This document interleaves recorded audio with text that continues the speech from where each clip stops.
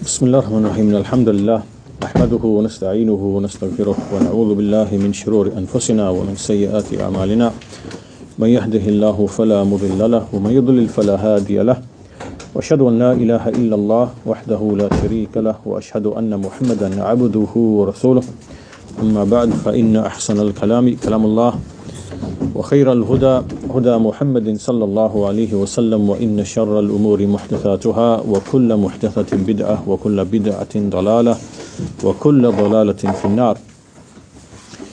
So today it's lesson number 50. This is the 50th lesson on the book Al-Uboodiyyah of Shaykh al-Islam Ibn Taymiyyah rahimahullah. In the previous lesson we were speaking about sincerity, being sincere to Allah Azza wa Jal, and how basically there are certain things such as wealth or seeking nobility or seeking status and position, how these things can basically come and devour a person's sincerity. We mentioned the hadith of the Messenger of Allah in which he said that two hungry wolves which are let loose upon a flock of sheep are not more harmful upon a man having eagerness and zeal for wealth and for status. Right? So the harm of this upon his religion is greater than the harm of two wolves which are let loose upon a flock of sheep. So this shows that there are within men and women, impulses which can basically corrupt their religion. And we spoke of the fact that if a person wants to be sound and safe in his religion, then he must not have these types of this zeal or this eagerness or these types of desires. And so that's where we finished off in the previous lesson. We're going to start today's lesson from this point. And Shaykh al-Islam Ibn Taymiyyah rahimahullah, he said, فَإِنَّ الْمُخْلِصَ لِلَّهِ ذَاكَ مِنْ حَلَاوَةِ عُبُودِيَّتِهِ لِلَّهِ ما يمنعه عن عبوديته لغيره. That the one who is sincere to Allah, he will taste the sweetness of his servitude to Allah. Right? So the one who is sincere to Allah, he will feel and taste the sweetness of his servitude to Allah. And this sincerity itself will prevent him from being enslaved to other than him. Right? It will prevent him from being enslaved to other than him. And then he says, وَمِنْ حَلَاوَةِ مَحَبَّتِهِ لِلَّهِ مَا يَمْنَعُهُ أَنْ مَحَبَّةِ غَيْرِهِ. And likewise, from the sweetness of his love for Allah is what will prevent him from loving other than him. So what's really being said here, what Shaykh al-Islam is saying here, continuing on from the previous discussion, if you remember, we mentioned the verse in the Quran about Yusuf alayhi salam at the end of the previous lesson, in which Allah Azza wa Jal, he said, كَذَلِكَ لِنَصْرِفَ عَنْهُ السُّوءَ وَالْفَحْشَاءَ إِنَّهُ مِنْ عِبَادِنَا الْمُخْلَصِينَ. Which means that thus did we turn away from him evil and shameful deeds. Indeed, he was from our sincere servants. So the point being here from these statements is that if a person is truly and genuinely sincere to Allah in all of his deeds, in all of his actions, he will start feeling the pleasure and the taste of servitude to Allah. And if he reaches this level, then it's not possible for lusts and desires and doubts in his religion to come near to him. Right? He will be immune from these types of temptations and lusts and desires. But if he doesn't reach this level, and observe sincerity in his actions and in his words, in his speech, in his behavior, then these lusts and these desires and these temptations are going to come to him. But otherwise, he will be like the mountain, right? He'll be firm like the mountain if he has sincerity. So basically, sincerity and the absence of sincerity is what determines whether trials and tribulations through lusts and desires can reach you or not. He then continues and he says, إذ ليس عند القلب لا أحلى ولا ألذ ولا أطيب ولا ألين ولا أنعم من حلاوة الإيمان. Right? That there is nothing to the heart which is sweeter, more delicious, more aladh, pleasurable, nor good or wholesome, or soft, or an'am, like pleasurable, than tasting the sweetness of Iman. Right? So meaning that of all the feelings that a person has in his heart, right? We all experience things in our heart, the pleasures and joys, but there's nothing more sweet, beautiful, delicious, wholesome, gentle, soft than actually feeling the sweetness of Iman itself. And this Iman is that which comprises Uboodiyyah al-mutadammin Uboodiyyatuhu lillah. Right? It is something that in which it comprises a person's servitude to Allah, wa muhabbatuhu lahu, and his love of Allah, wa ikhlasuhu ad-din lahu, and his making the religion sincerely and purely for Allah. And when a person does all of these things, what happens? It draws the heart to Allah. Right? The heart is drawn by these qualities naturally towards Allah. Right? وَذَلِكَ يَقْتَضِي انجذاب القلب إلى الله فيصير القلب منيبا إلى الله خائفا منه راغبا راهبا. Right? So in other words, when you have these qualities, you're sincere and there is servitude to Allah, you love Allah, you make the religion sincerely for Him, these things naturally they draw the heart towards Allah. And so this means that the heart becomes muniban. The heart turns to Allah and it fears Allah and it has hope in Allah. Right?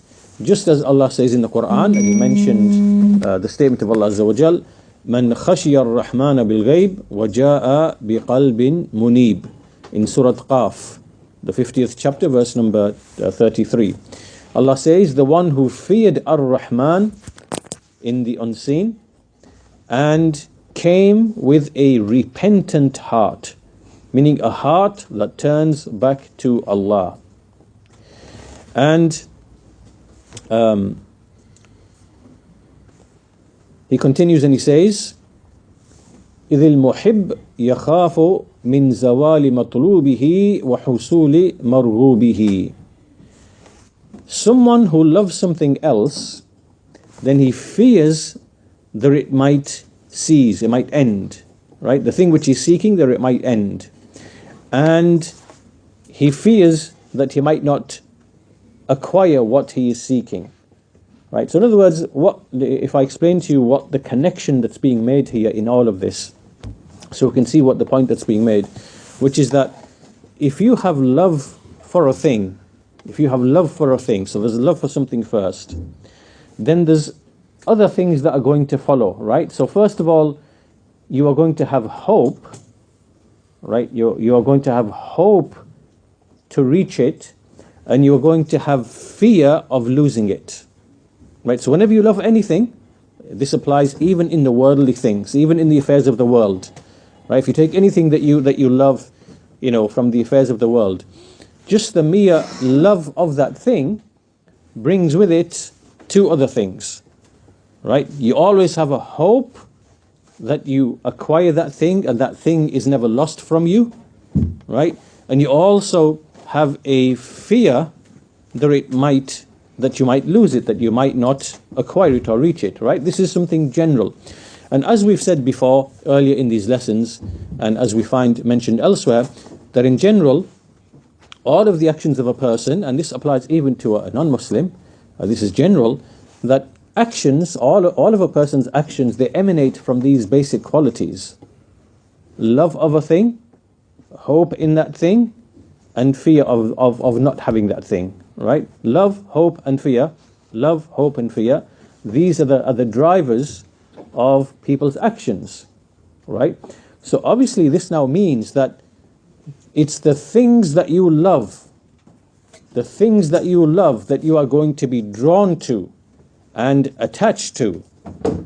So if it is Allah Azza wa Jal, if your love is greatest for Allah and His Messenger and His pleasure and His hereafter, then of course you are going to be drawn, the heart is going to be drawn towards that, just as exactly as we see in this verse, Man khashiya ar-Rahman bil-ghayb wa ja'a bi qalbin munib. The one who fears Ar-Rahman in the unseen and brings a repentant heart, meaning a heart that basically turns to Allah. So this type of person, or the one who loves in general, he fears not acquiring the thing which he loves, right? Which he wants. And so if this happens, then as Ibn Taymiyyah says, فَلَا يَكُونُ عَبْدًا لِلَّهِ وَمُحِبُّهُ إِلَّا بَيْنَ خَوْفٍ وَرَجَاءٍ. Right? Which means that a person cannot be a servant of Allah and one who loves Him except between fear and hope. Right? So he's mentioned the very thing, except between fear and hope. So love, fear and hope are connected. If there is love for Allah, then it means hope in meeting Him, and His pleasure, hope in His pleasure, and fear of His displeasure. Right? Hope in acquiring His pleasure and fear in His displeasure. And so in this respect, the Shaykh mentions a verse in the Quran which mentions that these are the qualities of those who love Him. And this is a verse in the Quran in Surah Al-Isra, the 17th chapter, verse number 57. أولئك الذين يدعون يبتغون إلى ربهم الوسيلة أيهم أقرب ويرجون رحمته ويخافون عذابه إن عذاب ربك كان محذورا. Those whom you call upon, they themselves seek a means of nearness to their Lord, to see which of them is closest to Him. And they hope in His mercy and they fear His punishment. Indeed, the punishment of your Lord is something to be cautious of. So here, this particular verse is speaking about, as Shaykh Al-Fawzan explains, that this verse is basically speaking about, it's talking to the Jews and the Christians, right? It's talking about Isa alayhi salam and his mother, Maryam alayhi salam, and likewise Uzair, which was one of the prophets of the Bani Israel, right? So Allah Azza wa Jalla is addressing the Jews and the Christians and basically saying that these whom you worship, Jesus, his mother, and Uzair, they themselves are seeking to be near to their Lord, right? To see which of them is closest to Him, and they hope in His mercy, they fear His punishment. Meaning, so how can you worship these when they themselves fear and hope? They worship Allah and they fear and hope in Allah, right? So meaning that if these servants of Allah, Isa alayhi salam, Maryam alayhi salam, Uzair, by way of example, themselves are in need, they are needy in front of Allah Azza wa Jal, and they seek a means to Him, how then can you worship someone who himself is in need of his Lord? Right? So this shows the falsehood and the futility of worshipping other than Allah Azza wa Jal. So we see that even these servants of Allah, they combine between fear and likewise hope, and like we said before, that they don't just operate on the basis of fear only, as a result of which they begin to despair of Allah's mercy, nor do they basically always operate on hope only, where you just have hope, right? And therefore you start feeling as if you are saved and you are safe because Allah is going to grant you His mercy. You have to have fear and you have to have hope. And so this brings us to the question that came at the end of the last lesson, to that very point, which is, how do you know that you are sincere? How do you know that you are being sincere to Allah Azza wa Jal? How do you know that you are sincere in an action? And the answer to that really is that we can't really judge ourselves to be sincere, because this is known only by Allah Azza wa Jal. And obviously we strive to be sincere. We try to make our intentions sincere. We try to make sure that our actions are not done for any other motive or reason in the world. They are there only to please Allah, and we fight against our soul. We try to purify those intentions, right? But we never claim that I was sincere. We say, we basically say, we hope Allah accepts this action. So you have a hope in Allah that He accepts the action, and you fear that Allah might reject the action, right? And you operate on this basis. So you do not deceive yourself, right? You don't deceive yourself. And so this is the nature of sincerity. And there are many narrations from the Salaf on sincerity itself and how hard it is to achieve. And to claim that one is sincere is a proof that one is in need of sincerity in the sincerity that he's actually claiming. Right? These are some narrations from the Salaf. Whoever claims that he's sincere, then his sincerity is itself in need of sincerity. So we don't make claims of that we are sincere.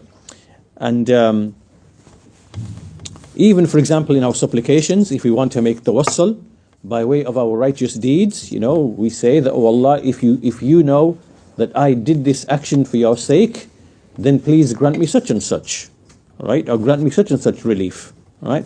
So sincerity is a mighty affair, and it's not very easy to basically claim. So then Shaykh al-Islam Ibn Taymiyyah, he continues, and he says, فَإِذَا كَانَ الْعَبْدُ مُخْلِصًا لَهُ اجْتِبَاهُ رَبُّهُ فَيُحْيِي قَلْبُهُ. He says, when a servant is sincere to Allah, Allah will then choose him and revive his heart. فَيُحْيِي قَلْبَهُ. He will give life to his heart. وَاجْتَذَبَهُ إِلَيْهِ. And He will draw him to Himself. فَيَنْصَرَفَ عَنْهُ مَا يُضَادُ ذَلِكَ مِنَ السُّوءِ وَالْفَحْشَاءِ. And so what will happen is that evil and shameful deeds will depart from him, just like it happened with Yusuf alayhi salam, right? And وَيَخَافُ مِنْ حُصُولِ ضِدِّ ذَلِكَ.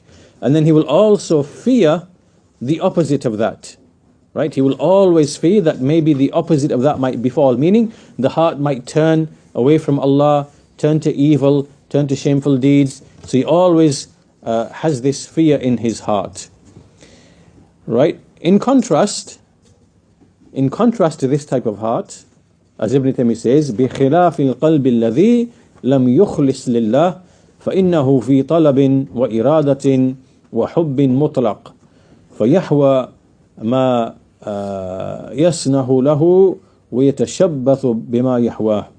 Right? So he says, as for the heart, which is not sincere to Allah, then he will always be seeking something and desiring something and loving, having like unrestricted or unqualified love for things.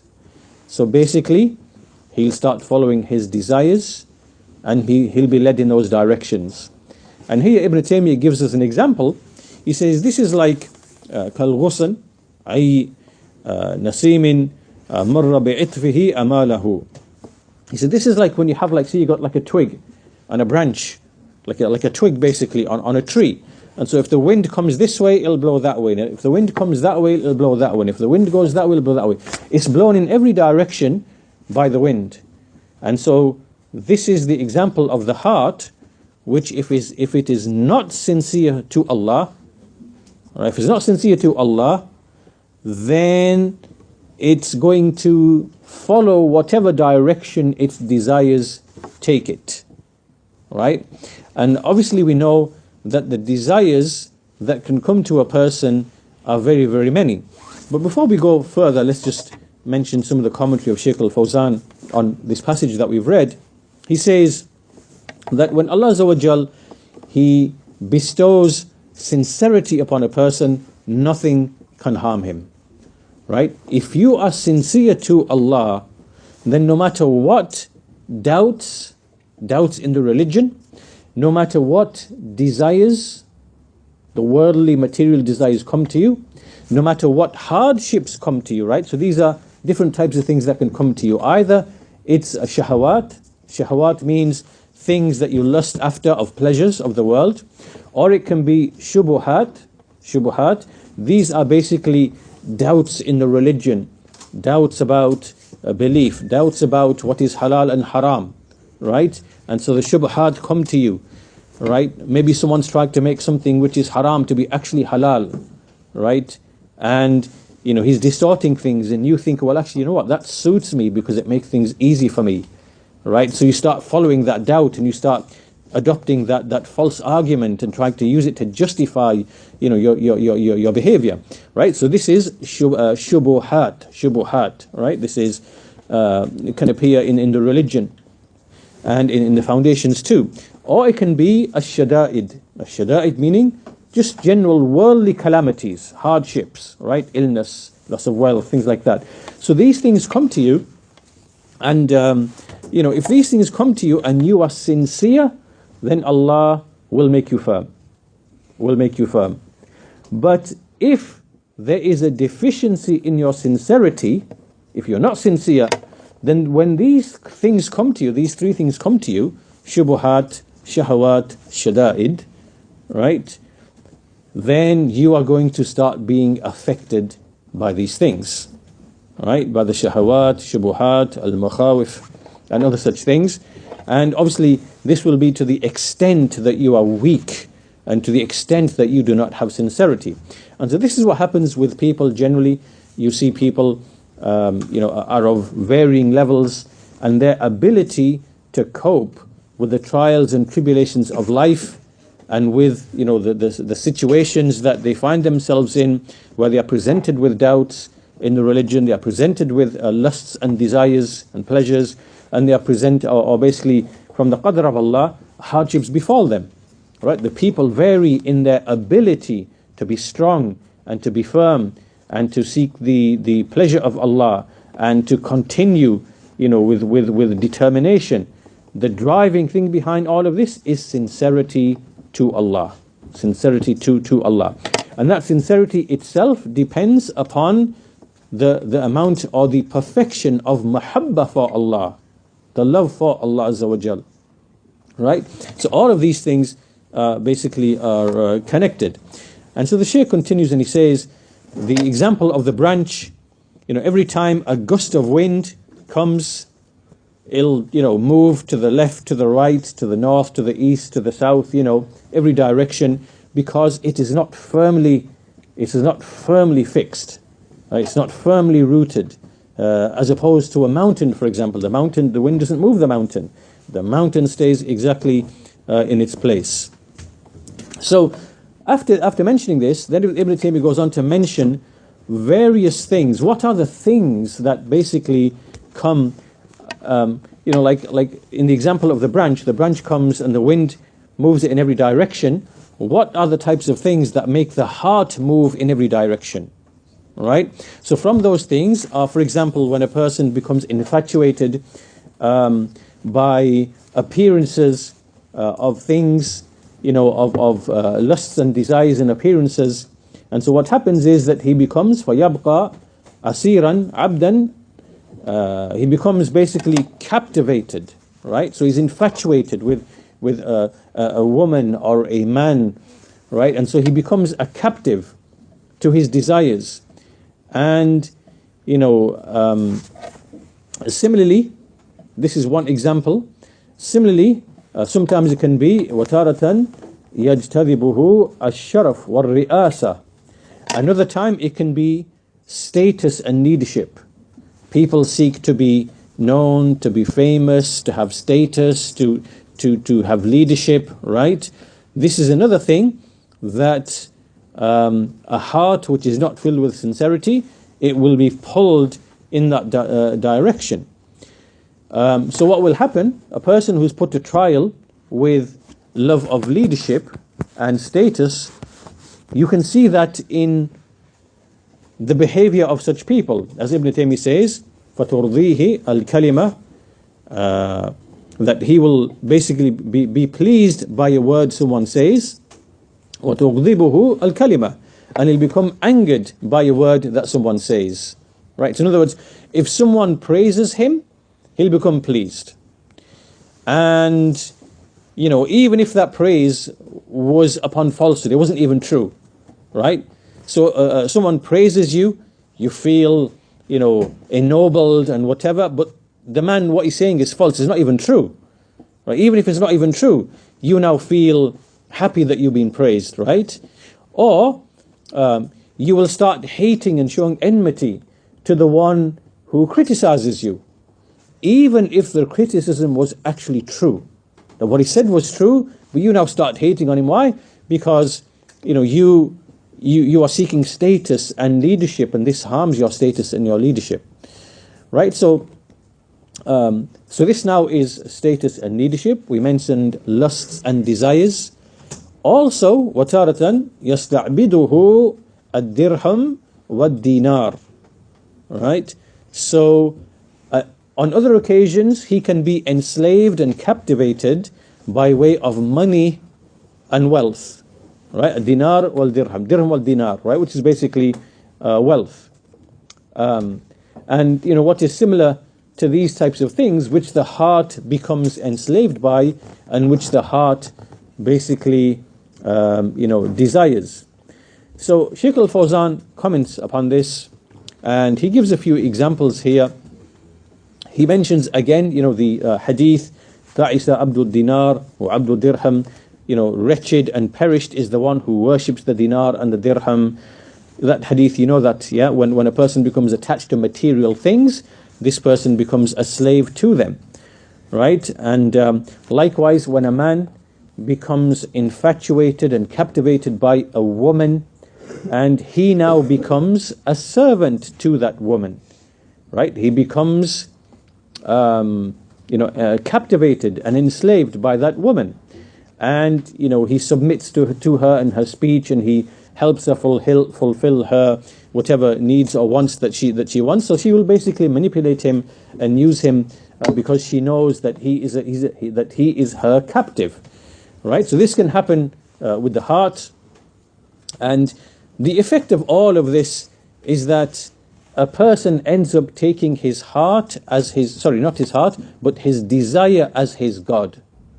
His desire now becomes his God. Right? As Allah says in the Quran, أَفَرَأَيْتَ مَنْ اتَّخَذَ إِلَهَهُ هَوَاهُ. Right? Have you seen he who has taken as his God his desire? This is Surah Al-Jathiyah, right? Surah 45, verse number 23. So this type of character, or this type of person, is the one that any impulse, any feeling, any stimulation, any want, any desire that comes in his heart, he follows it, right? It becomes his deity, becomes his God, and he obeys it. And it leads him to wherever it leads him to, even if it is haram, even if it is unlawful, right? Even if it is unlawful. Sorry to interrupt. Is there anyone outside with a blue borrow taxi Skoda? Park outside? Yeah. I'm going to go taxi.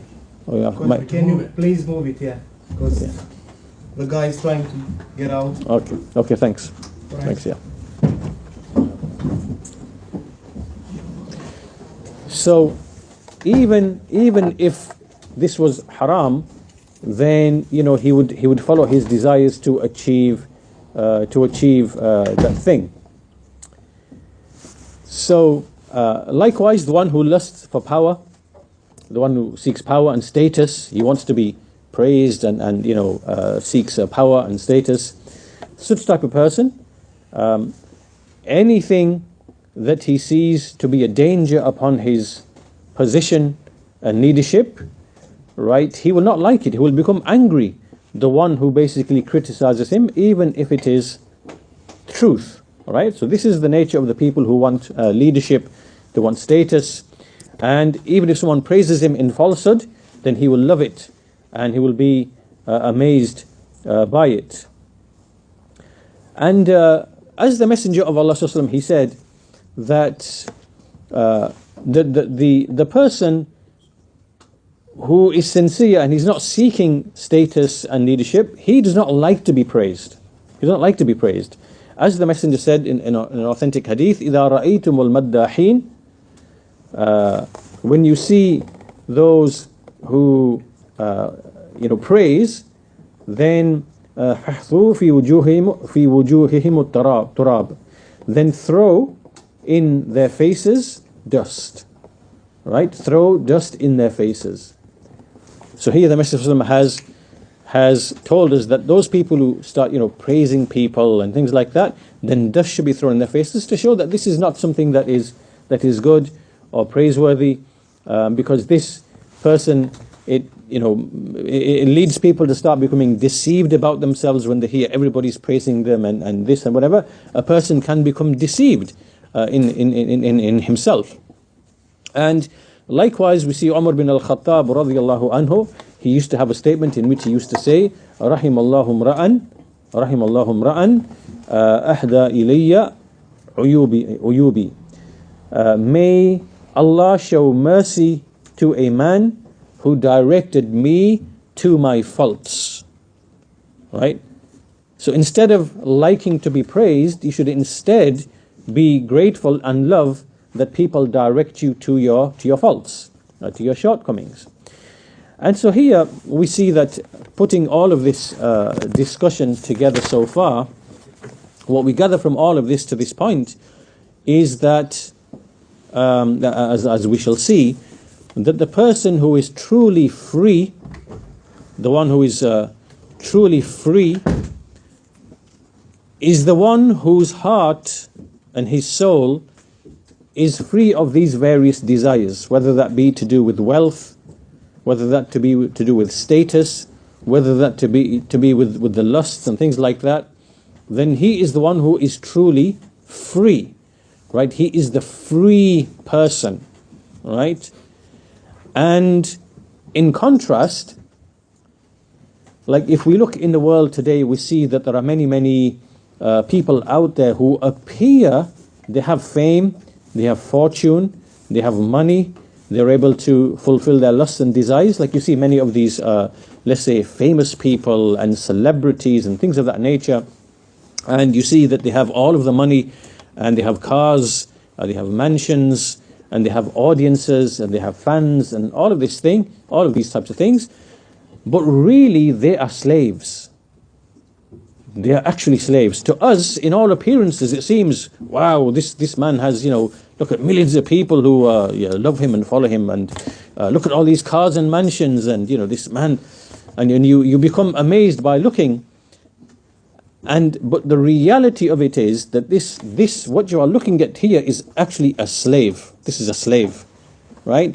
A slave doesn't have to have, like you see the things that you put around the arms with chains, right? And likewise on the ankles, when they capture slaves in a battle or a war, and they put them in these iron chains and they drag them, right? A slave doesn't have to be a slave in physical shackles and chains, right?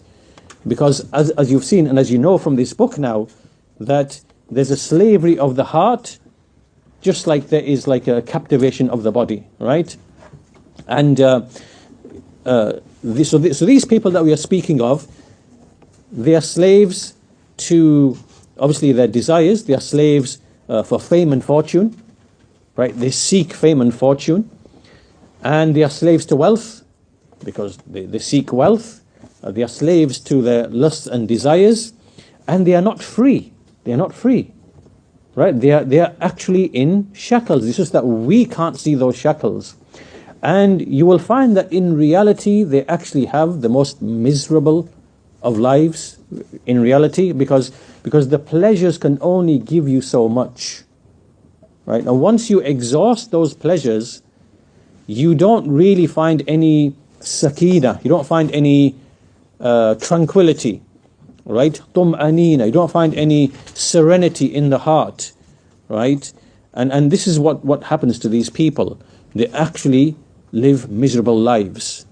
They have all these things, but they're actually lonely, right? And to escape that loneliness, they need more fame, more fortune, more possessions, more mansions, right? To make up for that destitution inside, right? That loneliness, that emptiness.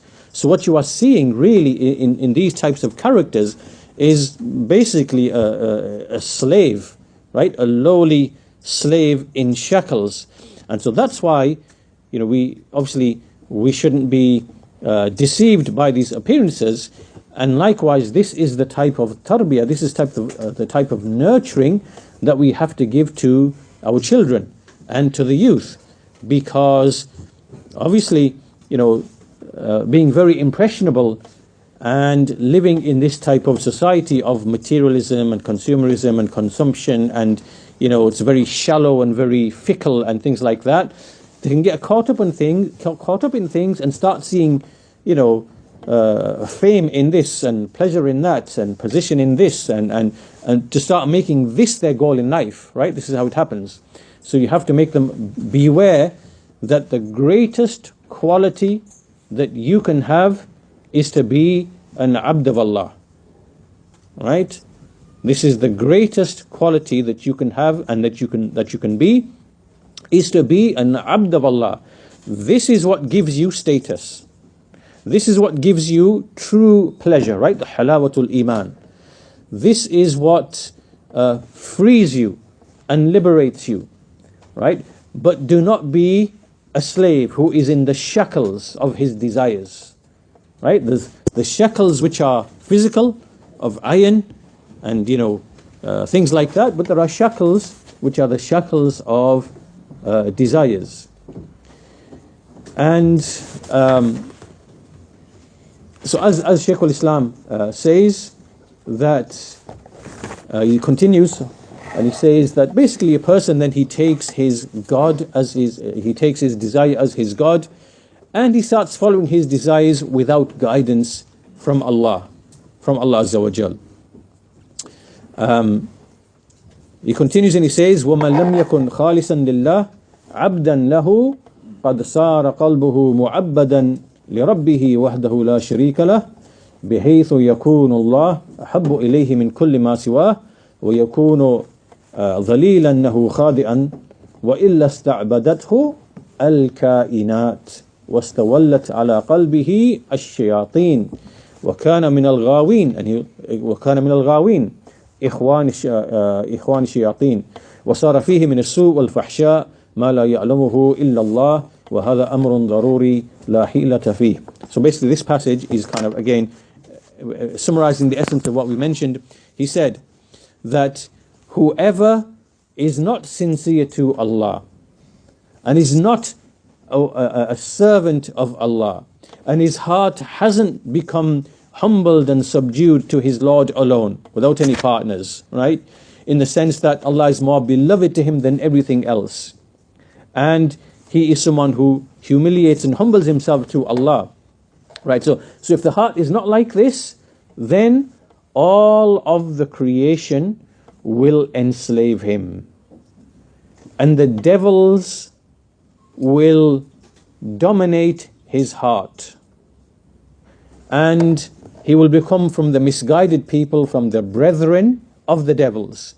And there will occur within him such evil and such shameful deeds which no one knows except Allah. And this is an absolutely necessary affair. There is no escaping from it, right? Meaning, so, in contrast to the heart that we were mentioning before, if your heart is like one of these types of hearts, absence of sincerity, you are not enslaved to Allah, you don't worship Him alone, Allah is not most beloved to you, right? Then, like if you haven't been enslaved, if you don't enslave yourself to Allah, then the other creation are going to come and do it, right? It's a bit like, for example, like if you have a cup and the cup isn't filled with what is wholesome and good, then it's going to be filled by other things, by necessity. Someone else is going to come and do it, right? So in the same way, if your heart is not filled with sincerity and so on, then because with sincerity and servitude to Allah do you gain true freedom, right? Freedom from actual slavery to your lusts and to desires and to the desires of men and the creation, right? They come and they dominate you, right? If you don't have this, then the creation is going to come and it's going to enslave you. The devils are going to come and they are going to dominate your heart, and you're going to be misguided, and you will find in your behavior as-su wal-fahsha and all these other things, right? Evil, shameful deeds. And so this is something that's absolutely necessary. It will most certainly happen. So then Shaykh al-Fawzan, he comments upon this and he says, whoever is not a servant to Allah, he will become a servant to his desires, and he will become a servant to shaitan, and he will become a servant to his lusts. And this is because a person is either an abd of Allah or he is an abd of other than him, right? It's not possible for him except to be a servant or a slave. Everybody is a servant or a slave. You can't remove that description from yourself. Right now you are a servant and a slave. But the issue is, to what are you a servant or a slave? So either you are a slave to Allah or you are going to be a slave to something else by necessity. So whoever abandons ubudiyyah to Allah, right? So if you do not actualize this ubudiyyah in your heart, in your soul, in your speech, in your behavior, if you don't actualize it and make it real, then Allah is going to put you to trial by being enslaved and captivated by other things. By necessity, this will happen. And so for that reason, this is why you see, when you see the polytheists and the pagans, when they abandoned servitude to Allah, what were they put to trial with?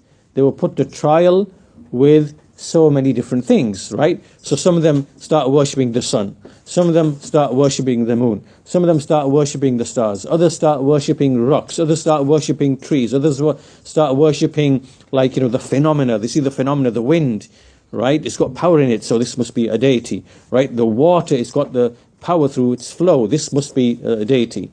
Or they start worshipping everything, the cows, the animals and everything, right? So by necessity, false religion based upon worship of a other than Allah is going to arise, right? Because if you are not singling out Allah in worship and enslaved to Him, then you will be put to trial by other things, from idols, trees, stones, things like that. As Ibn al-Qayyim said, in a line of poetry, he said, "Harabu min al-riq alladhi khuliqu lahu, fabalaw birikki nafsi wa shaitan." That they fled from the captivity for which they were created, but then they were put to trial by the captivity of the soul and the devil, right? So if you flee from the captivity, meaning the ubudiyyah for which you were created, then you are going to be captivated by your soul and by the shaitan. Your soul, and then the shaitan who's going to come and dominate your soul. So, and ar-riq, this thing, ar-riq, which is captivity or slavery, it is servitude, right? And as the Shaykh says, when you are enslaved to Allah, this is true status, this is true nobility, this is true freedom. This is true freedom. True freedom is to be enslaved to Allah Azza wa Jal. And as for being enslaved to other than Allah, this is humiliation. This is utter humiliation, right? It's a bit like if you reflect upon the people of disbelief and the lands of disbelief, and you try to understand what's basically the structure of these societies that we are living in, that we observe, that we experience. And what you will find, what the reality is that there are some people amongst them who are the elites, right? They've realized that if we enslave people to their desires, then we can become rich on the back of that, and we can become powerful, right? So you see in these societies that there are some people who are making billions, for example, on the back of alcohol, consumption of alcohol. Why? Because people following their desires will consume alcohol and so on and so forth, and they make billions and billions by making people captivated and enslaved and addicted, right, to the pleasure of drinking alcohol.